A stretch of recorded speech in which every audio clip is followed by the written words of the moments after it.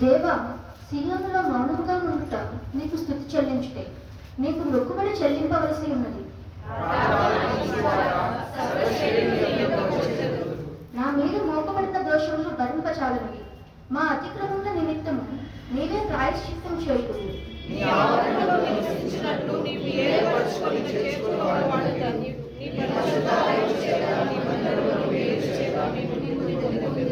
మాకు రక్షణకర్తమైన దేవ, భూదిగంతముల నివాసులందరికీ, దూర సముద్రము మీదనున్న వారికి ఆశ్రయమైన వాడ, నీవు నీతిని బట్టి భీకర క్రియల చేత మాకు ఉత్తరమిచ్చుచున్నావు.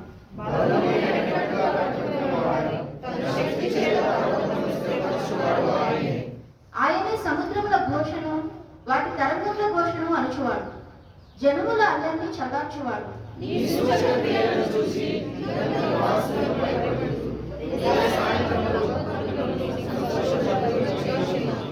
నీవు భూమిని దర్శించి దాన్ని తడుపుచున్నావు, దానికి మహదైశ్వర్యము కలుగచేయుచున్నావు. దేవుని నది నీళ్లతో నిండి ఉన్నది. నీవు భూమిని అట్లు సిద్ధపరిచిన తర్వాత వారికి ధాన్యము దయచేయుచున్నావు.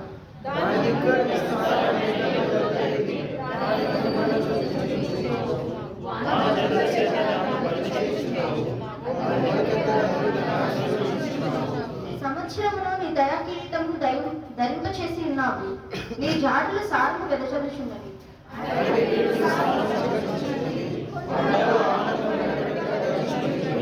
ఆఖరి వచ్చిన అందరూ కలిసి చదువు. పచ్చిక పట్ల మందులను వస్త్రము వలె ధరించి ఉన్నది. లోయలు సత్యములతో కప్పబడి ఉన్నది. అన్నియు సంతోషము చేయుచున్నది. అన్నియు గానము చేయుచున్నది. పరిశుద్ధ వాక్యము దేవుడు దీవించి మన హృదయంలో భద్రపరచును.